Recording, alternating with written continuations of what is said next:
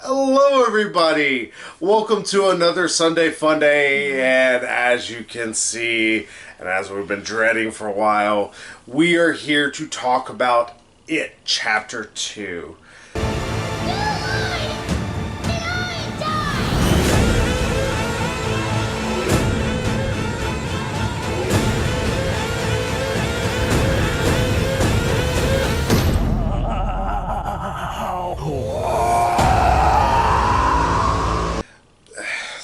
Real briefly, if you haven't watched our It, not even Chapter 1, but we just called it It review, go see that and you'll realize we weren't big fans of it. It wasn't a particularly scary movie. The acting's kind of all over the place. Some of the child actors are good, some are really bad. A lot of the writing is really, really not good. And on top of everything, it's not a scary film. And that's always been a problem with a lot of Stephen King movies.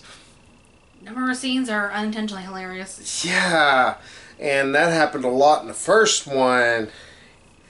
And to talk about the second one, I guess I'll lead us off because there's a lot of parts that are not supposed to be as funny as we kept laughing our asses off at.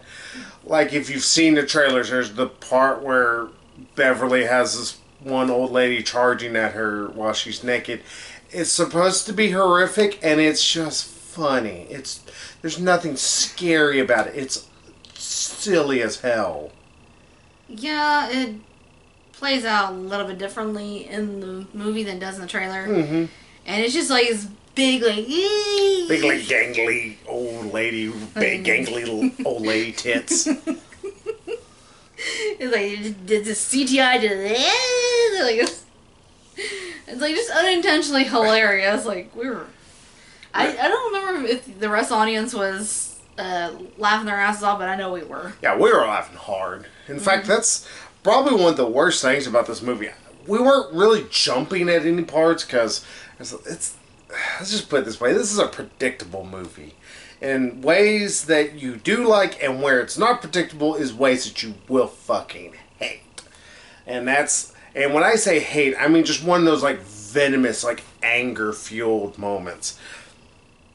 The first movie, if I can give it anything, at least it was a cohesive story in a way. Even though it felt like it kept to go on these random sidetracks because we need to watch Pennywise fucking with the kids. And basically playing with his food. Yeah. Here... It's like, if you had just, killed him and get it over with, your troubles wouldn't just be over. Yeah. Throw in our troubles and we wouldn't have to sit through the rest of the movie. Yeah.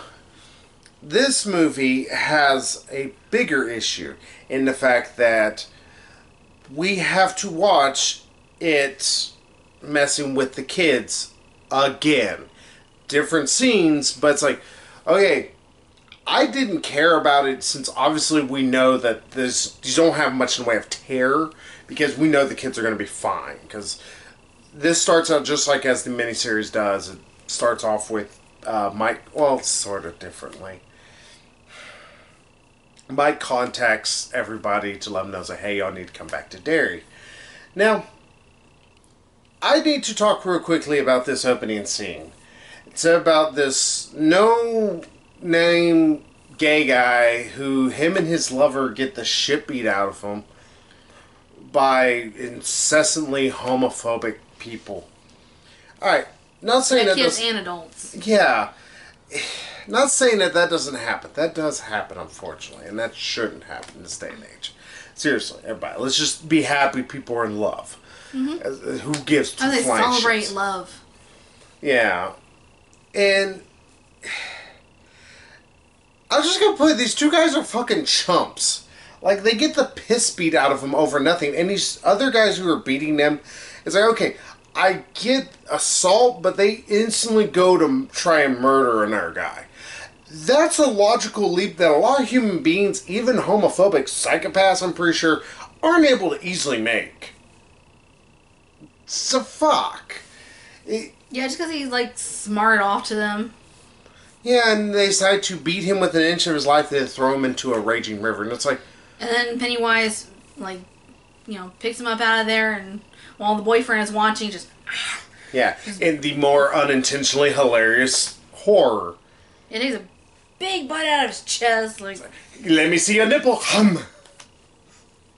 That's all I can think. And that also begins into one thing that's very problematic throughout this entire movie. The CGI is fucking terrible. Like, this looks like a movie that was made... Like the old lady we were talking about? Yeah, like, when we're talking about, like, the original, like, old lady scene, it's fucking bad CGI. Like, this looks like 2003 level CGI. Which, y'all know, it's like, oh, it's 16 years ago. Go back and watch iRobot and shit like that and see how bad it looks. It's this level of incompetent CGI throughout the entire movie. Hell, the original miniseries, which was made in 1990 or something like that? I want to say it came out in the 80s or maybe early 90s. I really want to say it was like 1990 exactly. But I'll wait for my phone to catch up to me. Yeah, 1990. That movie, it used stop motion whenever it could, some early CGI, but it wasn't anything that was, like, excessive. This movie is chock full of really bad CGI, and all of it ties to Pennywise. There's never times whenever his CGI stuff he does looks convincing. There's never very many times where he looks terrifying, because it always looks like a piece of CGI mess. It looks like somebody who's a first-year CGI student just drew it up. It's like, there, is that good? That's D, but I guess it'll work for this movie. But yeah, after this one random gay guy gets killed and eaten by Pennywise for reasons that never particularly well explained, Mike goes and contacts all the people. And he's like, hey, we need to come back to Derry, blah, blah, blah, blah.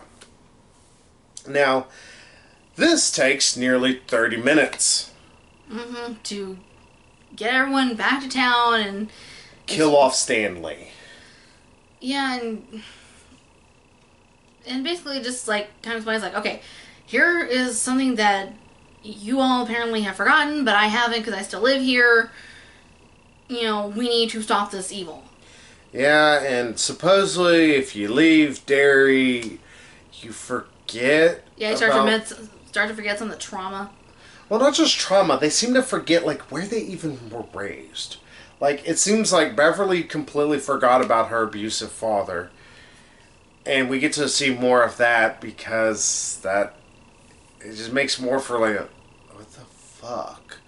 There's a lot of that. They just feel throughout the entire... Like, sprays his late wife's perfume all over Bev. Like, he sniffs her paint and goes... It's like, what the fuck is this? Alrighty. Just, what the fuck? If that's in the original book, it wouldn't surprise me with Stephen King's kid orgy. Mm. What the fuck is wrong with you, Stephen King? Well, obviously a lot.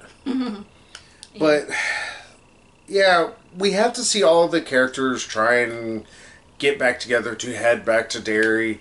Like I said, that takes nearly 30 minutes. This is like, each character has to have their own little thing. When realistically, it could be just quick little scenes. And also, one other thing that I started to touch on, and I was like, alright, this is really bothering me in this movie. This movie is edited to shit. The editing is really choppy. Like, think almost Resident Evil Final Chapter, or whatever it was called. Levels of just coon. It's like, God, movie. Yeah, it's all over the place. Just yeah, it's like, just sit still, let a scene breathe a little bit. Like, it has the opposite of the Curse of La La La La issue where it just sat on a scene too long. This movie can't sit long enough. It's like a kid who doesn't have a fucking Adderall and they're just bouncing off the goddamn walls. It's like, sit still, please, movie. I can't follow what's going on. There's certain scenes where they're trying to talk together and it's edited in ways where it just feels unnatural and just jumpy. It's like, stop! I can't follow this. And I just have to throw it out there. Every single one of these actors are phoning it in. It seems like they don't give a shit. It's like, it's a paycheck. Yeah, okay, yeah. This is Derry, is the one guy, Mike, and he is overtly over the top. James McAvoy is completely sleepwalking this entire movie. oh, yeah, clown. That's the funniest damn scene ever in the world. We'll get to that. What was I? Yeah. What's her name? I can't Jessica Chastain? Yeah, Jessica Chastain she's asleep. Like, James McAvoy legitimately looks like he's not trying. He's just like, just say my lines and fuck it. Like, he's just rolled out of bed, like, here. Alright, cool, let me see. Oh, this is stupid. Fuck it, it's a paycheck. Jessica Chastain looks like she does not know where she is. Like, she's like, this isn't Jurassic World 3? What the hell's happening? She's very confused. It so never seems like she gives a shit about what she's saying. Probably the best actor, I would say, is is his name Jay Ryan? Or Jerry Ryan? Are you talking about the guy who played the fat kid? Yeah. Yeah, Jay Ryan. Yeah, he's probably the best, which is saying a lot because he used to be a CW actor who's still... He has the same ability to emote, which is not a ton, but he seems like he genuinely is trying. It's like, okay, I get it. Your talent is very shallow, but at least you're trying. Fucking Bill Hader is just over the top, because that's a thing. And there's a hint that Bill Hader's character is supposed to be gay. Yeah. But it never really, like... It doesn't amount to anything, except for more just random homophobia, because people in Maine are homophobic. And he was like, oh, I know your secret.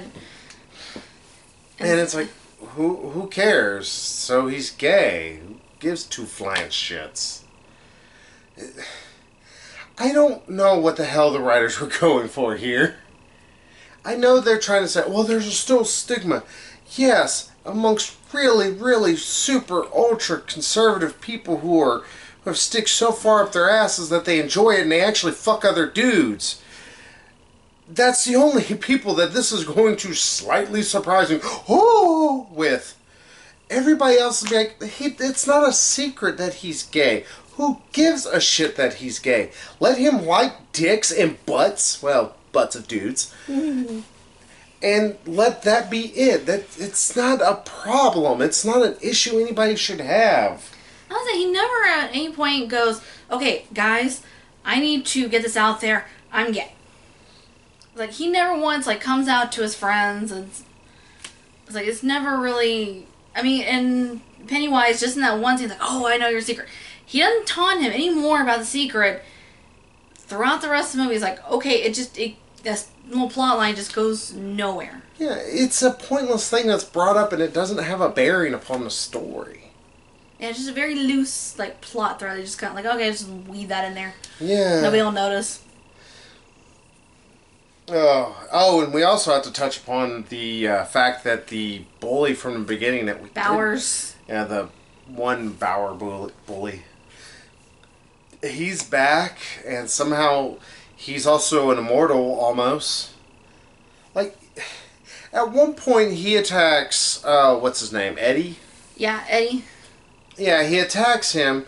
Eddie, in defense, like, stabs him a couple times in the chest, and he just like goes at this like second story window, pulls it out like, hey. Yeah, he's just kind of like tickled. I know some people can trust it. Well, the power of Pennywise is in him. But why would he do that all the time then? His zombie buddy though, that was another thing that was unintentionally hilarious. Yeah, it was like, why the fuck is this happening? Why is this a thing? I don't know. There was a lot of moments like if Megan and me were at like an Alamo and we weren't allowed to talk, we would just look at each other and go, this movie is fucking bizarre for no reason. And also, if you do not remember the first movie, you're going to be goddamn lost in points. Like, I really did not remember the bully, except for he was a weird psychopath, because everybody in Derry, I guess, is a weird psychopath that either doesn't know things, or they just hate. Because that's how humans are. You're a bully, or you get picked on by the bullies. It's like no middle ground, really. Oh, there's one middle ground. There's the people who can't see. Because the entire town of Derry, I guess, is blind, or they just forget that certain things happen. Hell, like at one point, Pennywise, later, it shows him killing this one girl who has a birthmark. Yeah, a big splotch. Yeah, and it's when he's like, oh, it's a horrific scene, but again, it's got really bad looking CGI, so it just looks like she gets enveloped by the blob instead of him actually killing her in some horrific manner. And it's like, one, I went, why does this scene need to be here? Like, this doesn't need to exist in a movie. This doesn't add anything. Yeah, I mean, the only connection that there is to the homophobic or the homosexual couple at the beginning of the movie is the fact that one of the guys beat this little girl in one of those like little carnival games. Fill up the balloon thing. Yeah, and then he gives her the thing he won, saying, "Oh, thanks for letting me win." Yeah, and that was the little girl who, like, with the birthmark, just. Yeah, and it's like, that's the only connection. Like, what? Yeah, it felt like, it's like, why is this here? Like, realistically, what they could have just had was just, oh, well, show the guy he gets beat up for one reason or another.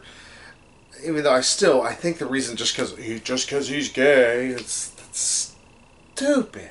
And not only that, but it's like, does Derry not have police officers? Because there's also like near one point where James McAvoy just runs into a carnival, full tilt, nobody stops and nobody even says anything to him. Again, either the entire town of Derry is blind or they're just fucking stupid. Just like, I guess it's a random running dude that we see every now and then. And, spoiler alert, kid gets killed in the fun house, and... Again, it's a CGI monstrosity that does it. It's just this, like, la thing. It's like... And another unintentionally hilarious moment with Pennywise just on the glass. Yeah, I was just sitting there hearing bang your head in the whole time. I was like... So I'm like, oh, I shouldn't be grooving to this because I'm hearing a metal song in my head. Well, it was just funny, him just like... Dunk, dunk. Yeah. It's like, you're a supernatural being, the eater of worlds, he calls himself. Yeah, thankfully he's not really given a backstory like we were thinking. Yeah, it's closer to that of the novel, but that makes it more ambiguous and creates some problems. Yeah, he's a supernatural, like, celestial being that feeds on fear. No mention of the celestial turtle, though. And there's a random thing of the turtle. Yeah, just a little turtle figure on the desk during one of the scenes. Yeah, which we have to touch on because... Alright, so the original miniseries had a thing with constantly flashing back and forth. That was fine. I mean, it did make for a little bit of a choppy feel, but at least it made sense whenever they would flash back and forth. Yeah, I started off with them as adults and then kind of, constantly went back and forth showing them fighting this thing as children. Yeah, and also growing more closer and closer as friends to kind of parallel the fact that they grew apart as adults and how they're having to grow back together. All right, cool. That's actually, a really, smart little parallel they can make. Here, instead, we already saw the kids' stuff, and we saw that they did win, and now they're adults. So it's like, okay, well, the only one who's dead is Stanley because he killed himself. But, I do need to touch on one other thing that was a random thing, but I will get into it in a second. It's more of my issues with how the movie's written and paced. But then we have to see while they're trying to find their artifacts, because it's a super important thing. It's like, they could just come across their artifacts. I don't need to see all this other side shit, because it's them dealing with Pennywise while they're kids again. And it's supposed to be these horrible, traumatic things. Like at one point, Pennywise assumes the form of Beverly with her head on fire, because that's unnecessarily hilarious. And all these other things. It's like, this isn't scary.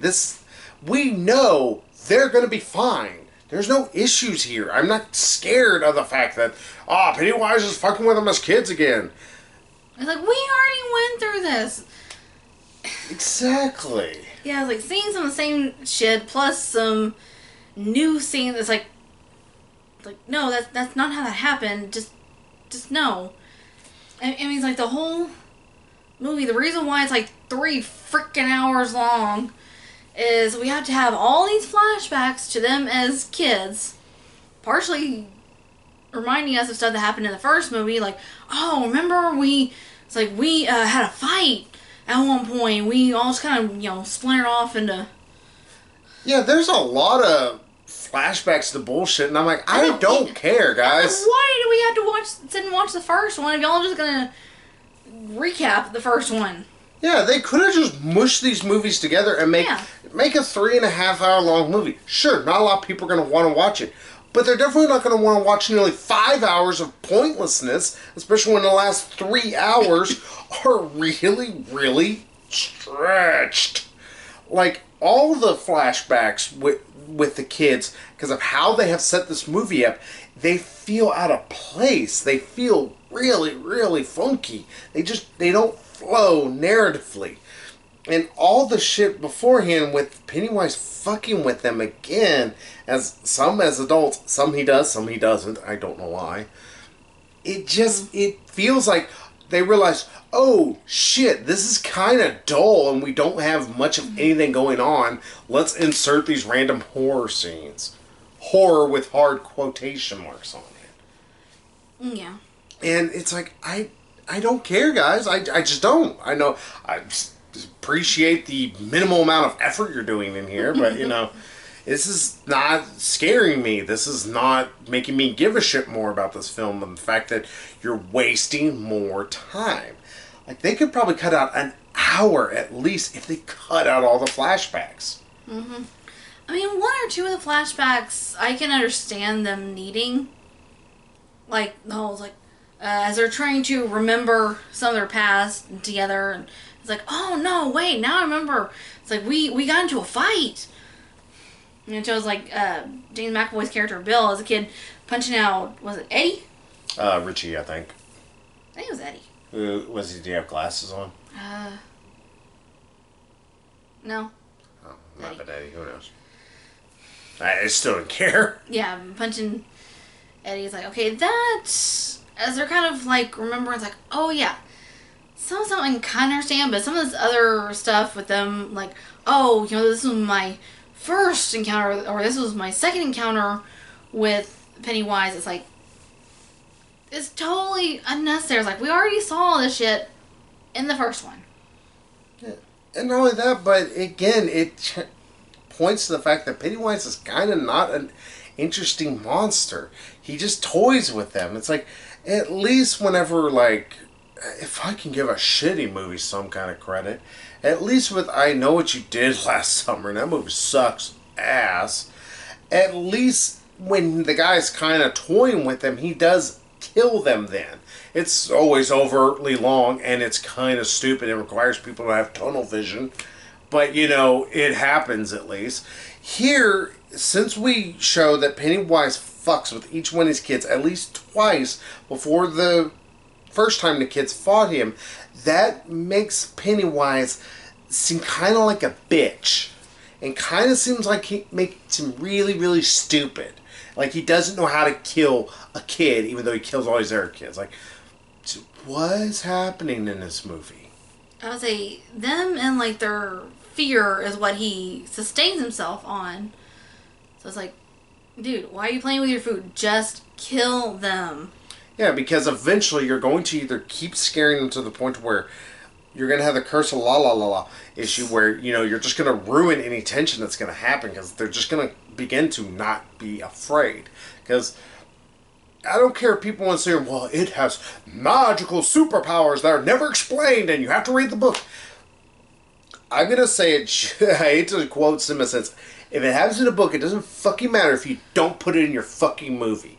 Just because a plot point in Hunger Games is explained in the book, I'm still going to have a little bit of issue in the movie because they forget that plot point.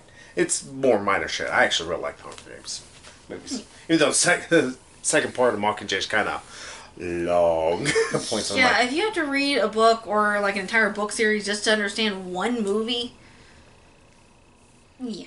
Yeah, you fucked up your movie. If you... hell, technically, you need to read not just it, but you need to read Shining, and you also need to read some of Doctor Sleep that helps to explain some of the psychic powers that are going on, and some of the psychic visions and shit like that this movie is hinting on. Which, hey, cool, you're wanting to try and connect it. Make sure to fucking connect it. That's like leaving out a string without tying it to the end of something. Of course, you just like the Shining reference. Yeah, the huge... Here's Johnny. Again, in a CGI mess of a scene, because it's like they have the practical... At one point, Beverly is stuck in this like bathroom thing. It's filling up with blood. It's going to drown her. But there's people like pushing on it, because I guess it's supposed pushing to... on the door like, oh, hey! Yeah, and it's just like random like people and their heads are like overtly big. And it's like, why is this what the fuck is happening here? Ugh. But yeah, like we said, it's like an hour or so of the movie is just these flashbacks just all smushed together. And it feels like the plot comes to a screeching fucking halt. And then you get the random bully shows back up, tries to kill Mike, and then gets a hatchet to the head. So glad he had to be brought the fuck back, because he added so much more to the movie. I get that. Just let him be dead. Who cares? Or let him just stay in the damn psychiatric hospital where you had him. Yeah, and let him like be one of the people who kind of talk or gives him a message in his blood or something on how to defeat it or something. I mean, technically you're taking from the original and giving part of Stanley's stuff over to the bully, but hey, it's something other than, oh, here, we got this guy. He really doesn't serve a purpose, except for to try and make this tense, but he doesn't. Ugh. But yeah, after a while they decide, after James McAvoy also sees, this kid get killed, they decide, oh, we're gonna go fight to eat, we eat for monster. And they have to fight again another CGI monstrosity. And it's Stanley's head somehow that has spider legs because we have to rip off the Thing. John Carpenter's The Thing, that is. Well, also it's supposed to be a reference to when they're in the clubhouse and put on these like shower caps so you don't get spiders in your hair while you're in here. Yeah, and ultimately it doesn't lead to anything except for, again, CGI mess and bullshit. Mm-hmm. Just don't fucking care. And then they finally fight Pennywise in the sorta spider, sorta clown thing. Those are... Yeah. Those who have seen the original series, like, y'all know about the weirdness of the end of the miniseries and the fact they fight a giant spider monster thing. They're like, hey, we'll make sure you know it's Pennywise by having it half Pennywise, half a spider. So it looks even more absurd, and again... kind of like a giant centaur, but with, like, spider legs instead of a horse body. Yeah, and there's... Again, the CGI is just ass the entire time. And I guess we're supposed to be scared of him, but he's just stupid. It's like, if you're able to do all this stuff, you're able to manipulate your body size and all these different things, why are you not able to kill these regular humans so easily? Yeah, and rather than defeating him with the, oh, I'm not afraid of you anymore, I'm not afraid of you anymore, they pretty much bully him. Cut him down, so I was like, oh, you're just a clown, you're just an old lady, you're just a clown, clown, clown, clown. Yeah, and which is just... It's like, oh no! I'm melting! Yeah, and it's one of those moments I was looking at go, what am I watching right now? It was stupid, and more importantly, it's like, okay, wrap this up, I don't care. Just... Yeah, because the whole final sequence of this movie is so goddamn stretched out. Just... Yeah, like, we have to have a false death for every character, except Mike, because he's the black guy. Because, we can't show anything for the black guy. It's like, there's actually a lot of good symbolism they could possibly get with Mike's character, because one of his big hang-ups and one of his biggest fears is fire. It deals with the fact of his parents dying, all this sort of stuff. They could play upon a lot of that, but instead they decided to do nothing, and we have to see Beverly's issue, I guess, with periods? And also, one other thing that it never fucking explains, and it's just the fuck out of nowhere. For some reason, Beverly is married to some super abusive asshole, and who thinks that because she gets a call from Mike, she's gonna go cheat on him. yeah, and that has to be a scene, and it has to be a thing, and it's like, what the hell are you doing right now, movie? I am totally lost at what you're hoping to accomplish here. I know what it was going for, but it was still really freaking stupid. It's her dad was abusive, so she's gonna end up marrying a guy who's abusive. But that also brings up a plot hole in the fact that supposedly they forget a lot about their upbringing. Yeah, so why would she go to abusive guys still? Because she couldn't remember and therefore couldn't have grown beyond her father's abuse or something. Yeah, like I said, it's like I know what they're going for. It's still freaking dumb. Yeah, it's just so convoluted and really unnecessary. Yeah. And also, by the time she gets together with Ben, spoiler, at the end, it's like she's still technically married. Yeah, it's like she still has to get a divorce because she's not gonna be able to marry you, dude. I mean, yeah, just because you take your ring off and put it on the thing outside, it's like, oh. It's like, I'm done with you. It's like, that does not equate a divorce. Yeah, last I checked, it's like, divorce lawyer go, ooh, nope, didn't do that all the way. I mean, sure, there's the whole abuse thing, but still, it's like, you still have to get a legal divorce. Yeah. You have to go through, the court system. Oh, god damn it. Oh, fuck me, this movie was bad. We weren't looking forward to this when the trailers first started dropping, back in February, something like that? It was a little bit ago, but this movie, there's... Yeah, they've been trying to hide this up for ages. It's like, okay, now, finally it's out. Finally, we can stop seeing commercials and trailers for this and move on. Well, no, it's going to be the #1 movie this week because people like this for some reason. Well, at least there's not going to be like an It Chapter 3. Don't give them ideas. Sure, don't give them any fucking ideas. I just don't know. Them as old people trying to... We're gonna get you, Clowny! Or their children, like the next generation. Oh, don't give them really bad ideas. He'll be It PG version. It's just a bad movie. It doesn't work as a horror movie. What little suspense it tries to build, it tries to just scare you by having freaky-ish images. Yeah, but instead of going more practical effects and just adding some real terror at times, at least with fucking Tim Curry, like that's another thing. He was delightful, I'm guessing. He was so much fun. He had so much fun with his role. And here's the thing. He had a presence. Bill Skarsgård does not have a presence. No. This little, soft, mealy-mouthed spoken thing he does, it just... And the drool, like... Yeah. Like, God, can you taste your flesh? Yeah, it's just like, it's not scary. It's a lot of times it's unintentionally funny, and it's points where we're supposed to be getting scared. Instead, I just want to laugh, and I'm like, why are these kids scared? I'd be like, hey, you look like a clown, not a good clown. Ugh. And all like that, but I don't know if this... You like the beep beep Richie. Yeah. Random reference to the original. And also this movie, somehow I have to mention that it does mention it shows a poster for Lost, but I'm like, okay, you fell for the golden rule. Do not show a better movie than your worst movie. At least in terms of a poster. Or don't reference it. Yeah. Hell, they even have a post or a thing at the end. Nightmare on Elm Street 5 is like, oh, do not mention a better movie, even though Nightmare on Elm Street 5 is a fever dream at best.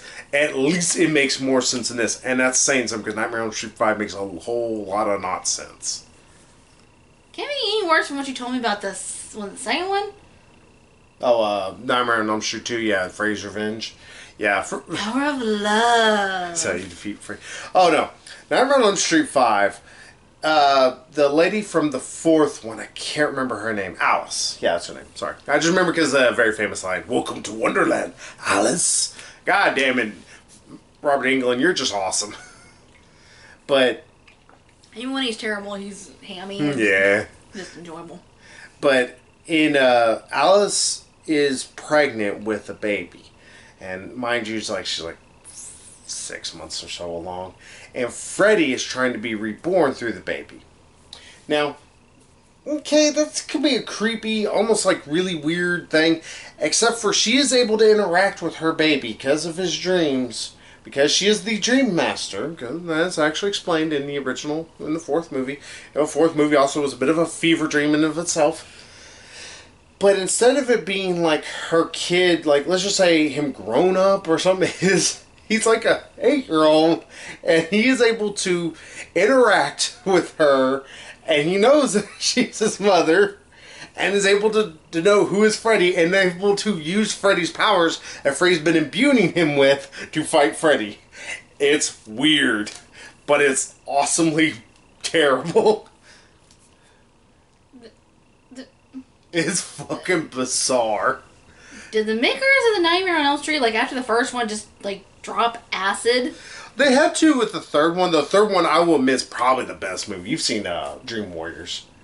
I would say you showed me the first one and you showed me the third one. Yeah, third one's awesome. Fourth one's pretty damn good too. A lot of people kind of shit on it. I'm like, it goes a little bit too corny at times. It's probably was fourth one you forgot about the power glove? No, that's 6. That's Freddy's Dead.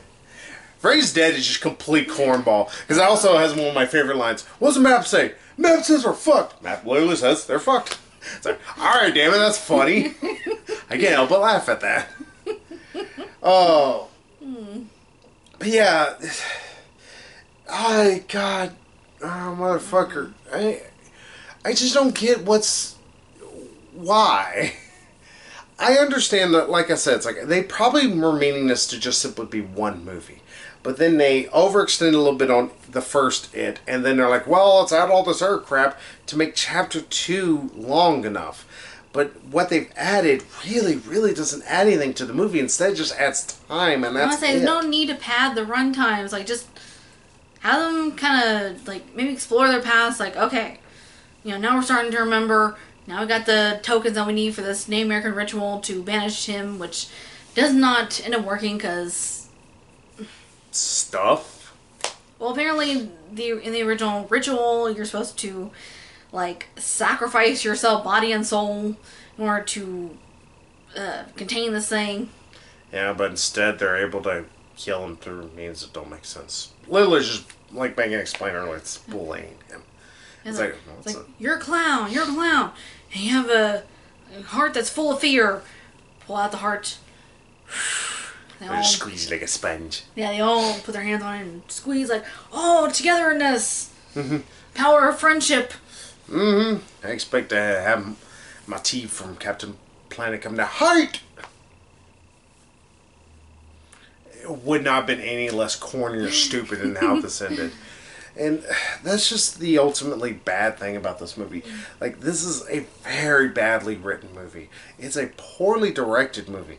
And on top of everything, it's like, I think worse than the hour of backstory bullshit that we don't really need because we had the first movie. There's whole chunks of this movie that could be completely edited out, and they don't take away from the movie, and you could probably end up with about an hour-long movie. Like, I almost want to do a supercut and make this movie make these two movies a lot better. Just make them a longer movie. Fuck, Avengers Endgame didn't decide to split itself into two movies. Well, I guess you can technically think about that if you think Infinity War and Endgame are part of the same thing. But, God, this is just bad movie. And the worst thing is, I don't know who would enjoy this. I mean, horror fans are going to hate this because... bug. But horror fans are going to hate this because of the fact that there's way too much reliance on CGI and very little in terms of practical effects. At least with... what's it called? Scary Stories to Tell in the Dark. It was a PG-13 movie that, it fucking built an atmosphere at times. And used a lot of practical effects. Yeah. Like the damn... what's her face? The one kind of creepy thing in the hospital. Oh, the pale lady? Yeah, like that thing. Yeah, it was actually a person in a suit. Yeah, it's like, once you especially realize that, you're like, God damn, that's fucking freaky. Once I learned the lady with the toe. Yeah. She was actually a man, like, with this, like, makeup, this prosthetics and stuff, made you look like a woman who'd been dead for a while. Mm-hmm. And it's like, okay, that's actually some damn good makeup effects. And, like, the jangly man, played by this real-life contortionist, been on, like, America's Got Talent. Yeah, and the only times yeah, whenever... like, really, like, crew. It's like, okay, that's actually... Yeah, like, whenever they could, they tried to have jangly man on screen. You could really physically feel him. And this reeks of laziness, this entire film. Mm-hmm. Like I said, it's like, we have had better horror movies this year alone, in August, strange enough. Because we don't get a damn horror movie in October anymore. And it sounds like it's either in the summer or, like, in the winter. Yeah. It's like, why am I in the fall? You know, October. That should be, like, horror movie month. That's what I'd figure. Like, at least this in September, it's not that annoying, except for the fact the movie's bad. Yeah. But, you know, if... At least they tried. Gotta give them... At least they tried to aim for close to October. That much you can say they tried? Yeah. Give them an E for effort. E for effort in terms of when you released it. Everything else, you get a fucking F. Because, and not only that, but I just couldn't care about any of these characters. You just had a lot of really, really bad acting. And admittedly, some of them are kind of talented actors. Yeah, James McAvoy. Freaking awesome in Split. Yeah, and it's like, and we've seen him in pretty much every X-Men movie except for the final two that have come out. He's actually been trying to give a pretty good, decent performance. Yeah, Dark Phoenix is probably like, I'm just sick. Can we just, like, end this? Can we get this over with? Yeah, he has it look like, I didn't want to be here. It's like, you know, kill me off like you killed off Picard. Yeah. And then just... Then on top of everything, this movie is just, it's fluff. Like, there's not a lot to the film. Like, yeah, it's like just a lot of, like, you know, padding the runtime. It's just... Mm-hmm. Yeah, at least with Avengers Endgame, like I sat back and thought about it eventually more and more, especially since we've seen it 3 times now. I would be hard-pressed to cut much out of the movie. There's a lot to the movie, but there's a lot of, like... best maybe you could cut down certain scenes a little, but even then I think it would take away more. It would ruin some of the emotional core the film really has. And with this, I mean, there's entire chunks that go, that can be cut right the fuck out.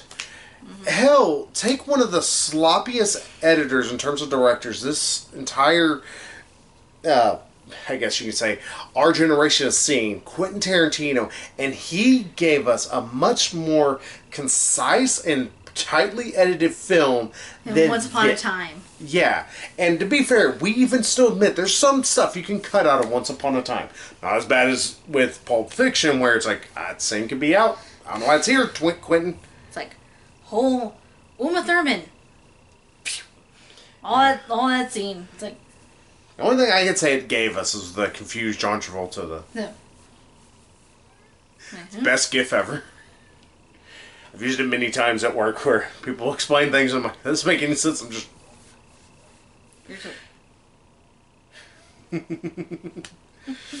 But yeah, it's like, that's got to be a sign that you're like, ugh, yeah, our movie's not edited real well and all of that, but just so much bullshit. It's just, ugh, it's left a bad taste in my mouth altogether.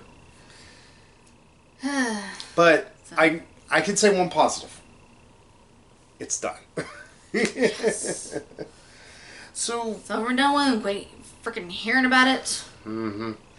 Anything else you want to say about this beyond a score? That's my score. Megan gives it a raspberry out of 10. Oh, I really wasn't thinking. I was joking, thinking this is going to be one of the worst movies of this year, but self-fulfilling prophecy. Fuck me. It's a 1 for me here. Same here. 1. I want to try and be somewhat helpful because I'm like, okay, we finally got a horror movie that was given at least a budget, but it somehow was worse than the first one, and the first one sucked. Yeah, first one's bad. Monkey balls. Yeah, first movie's really bad.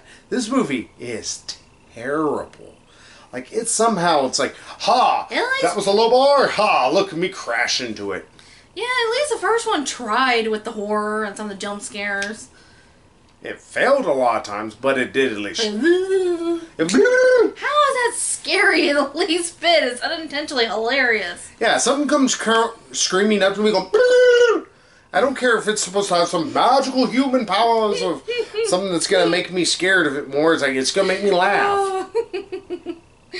No, it made me think of something. It just made me think of, was it Jeff from Achievement Hunter? Oh, yeah. Yeah. It's like, he finally won something. It's like, yeah, it's really goofy. Yeah, it's just, yeah, the most I can say, if you are a diehard It fan, check this out on Redbox or Netflix or something. This movie, it's not worth your time. You're going to feel cheated because it's overtly long, it's not particularly scary, and on top of everything, it feels very cheap. That's one of the worst things about this movie. For all the big name actors that it got in here, and for all the money that obviously had to be sunk into CGI, it looks bad.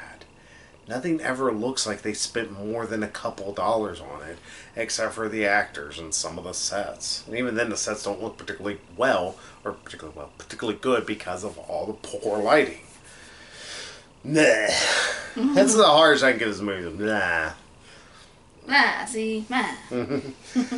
So, next week, it's The Hustlers, but just fair warning, we don't have any fucks about the movie, so it would be really, really, really, really hard for us to give a shit. And from all the word of mouth I've been hearing about it, it's mediocre to bad, and I've seen enough bad in the past few months. Kind of been there, done that. It's already been done before 100 times in Hollywood. Hell, it's pretty much Magic Mike. Well, from scenes of it's like, the one movie with like Diane Keaton and Queen Latifah. Where they pull off that heist. Not Bad Money, but Fast Money. It's also got Tom Cruise's ex in it, Katie Holmes. Yeah. Katie Holmes, is that right? Yeah. Yeah, okay. I was like... Yeah, she's also now Jamie Foxx's... I know him. It's like, I didn't even know they were a thing. And all of a sudden I hear they're broken. I was like, okay. Yeah, she hopped on his wiener for a few months. And then Did not know they were a thing. Yeah. I can't remember. I know what movie you're talking about. It's like Easy Money or something like that. Yeah, that's what it almost kind of seems like. Yeah, it's that movie's in. I'm pretty sure else was. But if it is, or if we're going to continue seeing very reviews, we might instead give y'all actually a few reviews over a few movies we've actually been interested in trying to talk about, especially something that's like, oh, we've missed because of one reason or another throughout this year. We might make it a Netflix night. Yeah. We might just Netflix and chill, but we'll still at least watch movies while my penis is in her ass. So.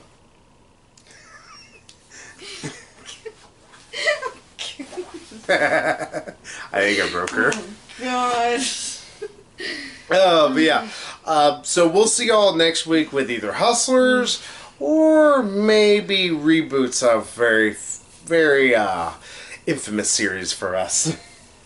We'll see what we do. Well, one in particular that we, or at least I grew up watching. Another one's you may have watched it, I didn't. Yeah, I watched it, and people are going to be really, really pissed off at me. When I hear it was SpongeBob with aliens. Yeah. Y'all know what we're talking about then. Oh, but yeah, we'll be back next week with some movie reviews. And like I said, we might have a few reviews for y'all. We'll see what all happens. But hey, until then, we'll see y'all later. So, bye-bye, everybody.